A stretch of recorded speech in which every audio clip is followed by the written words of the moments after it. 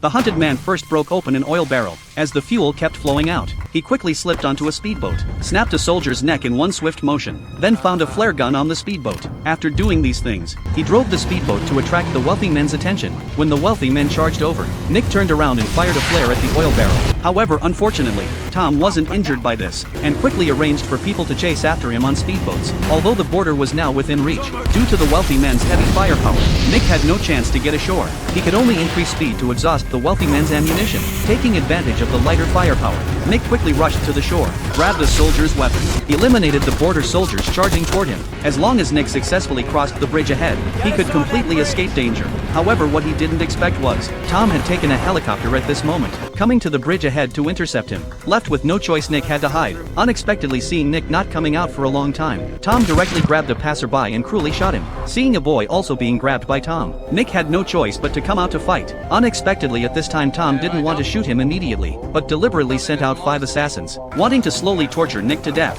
But Tom underestimated Nick's fighting skills. Soon all 5 assassins were knocked to the ground. Sensing something was wrong, Tom still wanted to shoot Nick. Unexpectedly, Nick used the wealthy man's body to block the bullets, then charged directly forward. At this moment, Nick finally reached his limit, unleashed a furious beating on Tom. Soon Tom was beaten beyond recognition. Seeing Tom had no ability to fight back, Nick similarly gave him 2 minutes to escape. Just when Tom thought he had no chance of survival, he suddenly discovered the general he had previously bribed had already brought a group of soldiers up. The situation was reversed once again. However, just at this moment, Lisa suddenly rushed onto the bridge with that bag of gems. She gave all the gems to the general. Unexpectedly, these gems actually worked. But just when the general ordered to let them leave, the unwilling Tom became desperate, grabbed the general's pistol intending to take out Nick. The next second, the soldiers behind suddenly riddled him with bullets. Only then did this hunting crisis finally end. After everything returned to calm, Lisa took out several more gems and gave them to Nick. It turned out Lisa hadn't given all the gems to the general, but had secretly kept some. At the end of the story, the two also relied on these gems to live a carefree and happy life.